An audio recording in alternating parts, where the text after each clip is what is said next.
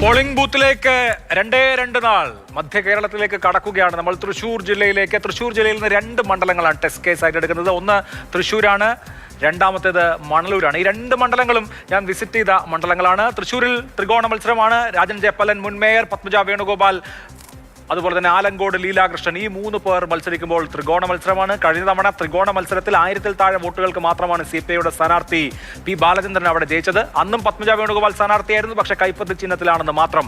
Rajan പല്ലന്റെ corporation മേഖലയിലെ സ്വാധീനം, പത്മജ വേണുഗോപാലിന്റെ കരുണാകരന്റെ മകൾ എന്ന സ്വാധീനം, ആലങ്കോട് ലീലാകൃഷ്ണന്റെ സാംസ്കാരിക മുഖം, ഏതിനാണ് ജനങ്ങൾ വോട്ട് ചെയ്യുക? ഒരു പ്രവചനവും സാധ്യമാകാത്ത വിധത്തിൽ തൃശ്ശൂർ നിൽക്കുന്നു. ഒപ്പം മണലൂരിനെ എടുത്താൽ, മണലൂർ LDFന്റെ സിറ്റിംഗ് മണ്ഡലമാണ്. കഴിഞ്ഞ തവണ 25,000-ൽ കൂടുതൽ വോട്ടിന് ഭൂരിപക്ഷത്തിന് അവിടെ മുരളി പെരുന്നെല്ലി ജയിച്ചതാണ്. ഇത്തവണ അദ്ദേഹത്തെ മാറ്റി C രവീന്ദ്രനാഥ് മത്സരിക്കുന്നു. TN പ്രതാപൻ കോൺഗ്രസിന് വേണ്ടി വരുന്നു. KK അനീഷ് കുമാർ BJPയുടെ സ്ഥാനാർത്ഥിയായിട്ട് മത്സരിക്കുന്നു. ആ മണ്ഡലത്തിലും ത്രികോണ മത്സരത്തിന്റെ പ്രതീതിയുണ്ട്. ഈ 2 മണ്ഡലങ്ങളിൽ LDFന്റെ സിറ്റിംഗ് സീറ്റുകളാണ് ഈ 2. ഈ 2 മണ്ഡലങ്ങളിലും അപ്രവചനീയമായ മത്സരം നടക്കുന്നു എന്നുള്ളതാണ് തൃശ്ശൂരിന്റെ ഇത്തവണത്തെ രാഷ്ട്രീയ ചിത്രം. ബാക്കിയുള്ള 11 മണ്ഡലങ്ങളിൽ മത്സരം ഏറെക്കുറെ ഈവനാണ് എന്ന് പറയാം. എന്ത് സംഭവിക്കുമെന്നറിയാൻ MS ലിഷോയ് നമ്മോടൊപ്പം ഉണ്ട്. ലിഷോയ്, മണലൂരിനെ എടുത്താൽ BJP അവിടെ ഒരു 37+ വോട്ട് പിടിക്കാനുള്ള സാധ്യത മണ്ഡലത്തിന്റെ ഒരു ക്യാരക്ടർ വെച്ച് നോക്കുമ്പോൾ ഉണ്ട്. എന്നാലും മത്സരം C രവീന്ദ്രനാഥും TN പ്രതാപനും തമ്മിലാണെന്നാണ് ഞാൻ വിചാരിക്കുന്നത്.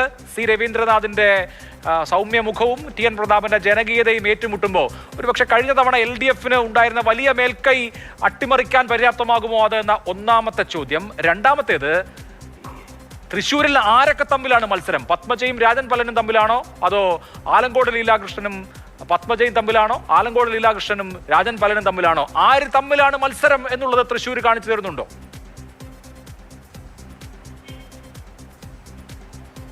അതായത് തൃശ്ശൂരിലെ കാര്യം നോക്കുകയാണെങ്കിൽ അതീവ പോരാട്ടം. അതായത് കഴിഞ്ഞ നിലവിലത്തെ ഒരു നില നോക്കുകയാണെങ്കിൽ 3-ാം സ്ഥാനത്തുള്ള ഉണ്ടായിരുന്ന സ്ഥാനാർത്ഥി, അതായത് സുരേഷ് ഗോപി ആയിരുന്നു 3-ാം സ്ഥാനത്ത് ഉണ്ടായിരുന്നത് കഴിഞ്ഞ തവണ.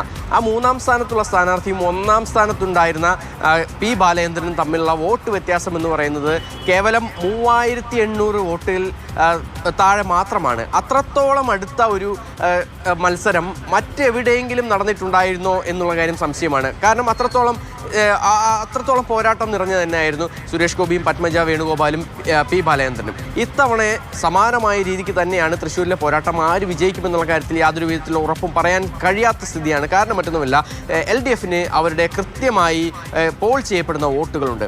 അതേസമയം തന്നെ രാജൻ ജയപ്പലൻ മുൻ മേയറാണ്. ആ മേയർ എന്നുള്ളത് മാത്രമല്ല, 25 വർഷമായി തൃശ്ശൂർ കോർപ്പറേഷനിലെ ഒരു കൗൺസിലറാണ്. അതായത് തൃശ്ശൂർ കോർപ്പറേഷൻ രൂപീകൃതമായത് മുതൽ അദ്ദേഹം ഇവിടെ കൗൺസിലറാണ്.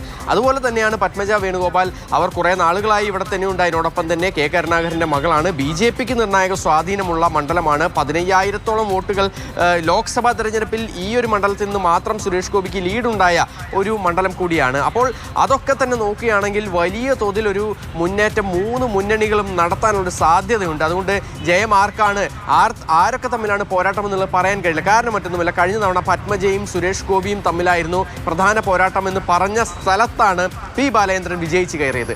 അപ്പോൾ അതുപോലെ തന്നെ സമാനമായ ഒരു സാഹചര്യമാണ് ഇത്തവണ. രാജൻ ജയപ്പല്ലനും പത്മജയും തമ്മിലാണ് മത്സരം. LDFന്റെ സ്ഥാനാർത്ഥി ബഹുദൂരം പിന്നിലാണ് എന്നുള്ളൊരു പ്രതീതി ആദ്യഘട്ടത്തിലൊക്കെ ഉണ്ടായിരുന്നെങ്കിൽ പോലും ഇപ്പോൾ അങ്ങനെ ഒരു സിറ്റുവേഷനേ അല്ല തൃശ്ശൂർ മണ്ഡലത്തിലുള്ളത്. ഈ ആലങ്കോട് ലീലാകൃഷ്ണൻ വലിയ തോതിൽ മുന്നേറിയിട്ടുണ്ട്. അതാണ് പറഞ്ഞത് 3 പേരും ഒപ്പത്തിനൊപ്പമെന്ന്.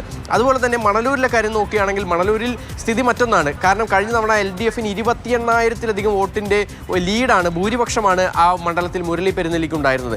അങ്ങനെ ഉണ്ടായിരുന്ന ഒരു മണ്ഡലത്തിലാണ് TN പ്രതാപന്റെ വരവോടുകൂടി ആ ഒരു അപ്രമാദിത്യമൊക്കെ തന്നെ പൂർണ്ണമായും ഇല്ലാതാക്കുന്ന രീതിക്കുള്ള ഒരു മത്സര പ്രതീതി അവിടെ ഉണ്ടാകുന്നത്. മാത്രമല്ല, സുരേഷ് ഗോപി തൃശ്ശൂർ ലോക്സഭാ മണ്ഡലം നേടിയ സമയത്ത് എല്ലാ സംഘടനാ സംവിധാനങ്ങളെയും ചലിപ്പിച്ചിരുന്നത് KK അനീഷ് കുമാർ ആയിരുന്നു BJPക്ക് വേണ്ടി. അതേ KK അനീഷ് കുമാറാണ് ഇത്തവണ മണലൂരിൽ മത്സരിക്കുന്നത്. കഴിഞ്ഞ തവണ AN രാധാകൃഷ്ണൻ മത്സരിച്ചപ്പോൾ 36,000 വോട്ടുകളാണ് മണലൂർ നിയോജക മണ്ഡലത്തിൽ നിന്ന് BJPക്ക് സമാഹരിക്കാനായത്. ആ ഒരു ഘട്ടത്തിൽ ഇപ്പോൾ അനീഷ് കുമാർ വരുന്ന സമയത്ത് ആ വോട്ട് എത്രത്തോളം വർദ്ധിപ്പിക്കാൻ കഴിയും? അത് മാത്രമല്ല, ഒരുപക്ഷെ അവിടെ ഒരു വളരെ ടൈറ്റ് ഫൈറ്റ് തന്നെയാണ് നടക്കുന്നത്. അപ്പോൾ ഈ BJPയുടെ ഒരു പങ്ക് അത് വളരെ നിർണായകമാകുമെന്നുള്ള കാര്യത്തിൽ യാതൊരു വിധത്തിലുള്ള സംശയവുമില്ല. ഈ ടി.എൻ. പ്രതാപൻ വന്നതോടുകൂടിയാണ് ഏറ്റവും പ്രമുഖനായ ജില്ലയിലെ സ്ഥാനാർത്ഥിയെ തന്നെ LDF-ന് വേണ്ടി അവിടെ രംഗത്തിറക്കാനായി LDF തീരുമാനിക്കുകയും സി രവീന്ദ്രനാഥ് അല്ലാതെ മറ്റൊരു ഓപ്ഷൻ ഇല്ല എന്നുള്ള തരത്തിൽ സി രവീന്ദ്രനാഥിനെ അവിടേക്ക് പുതുക്കാട് നിന്നും പറിച്ചു നടുകയാണ് ഉണ്ടായത്. അദ്ദേഹം അവിടെ എത്തി ആ ഒരു കളം പിടിക്കുകയും ചെയ്തിട്ടുണ്ട്. 78,000 വോട്ടാണ് കഴിഞ്ഞ തവണ LDF അവിടെ നേടിയതെങ്കിൽ ഇത്തവണ അത്രത്തോളം വോട്ടുകൾ നേടാൻ കഴിയില്ല എന്നുള്ള കാര്യത്തിൽ ഏറെക്കുറെ ഉറപ്പ് തന്നെയാണ്. അതിൽ യാതൊരു വിധത്തിലുള്ള വ്യത്യാസവും ഉണ്ടാകില്ല. പക്ഷേ അത് ടി.എൻ. പ്രതാപനാണോ ഈ എത്രത്തോളം വോട്ടുകൾ പിടിക്കുക, അനീഷ് കുമാറാണോ പിടിക്കുക എന്നുള്ള കാര്യങ്ങളിലൊക്കെ തന്നെ അപ്രവചനാതീതം തന്നെയാണ് അവിടെ കാര്യങ്ങൾ. കാരണം മൂന്ന് മുന്നണികളുടെയും പര്യടനവും അതുപോലെ തന്നെ പ്രചാരണവും ഒക്കെ തന്നെ അത്രത്തോളം ടൈറ്റായി തന്നെയാണ് അവിടെ മുന്നേറുന്നത്. യെസ്, പ്രവചനാതീതമാണ് ഈ രണ്ട് മണ്ഡലങ്ങളും. തൃശ്ശൂരും അതുപോലെ തന്നെ മണലൂരും പ്രവചനങ്ങൾക്ക് പിടിതരാത്ത മണ്ഡലങ്ങളായി മാറുകയാണ്.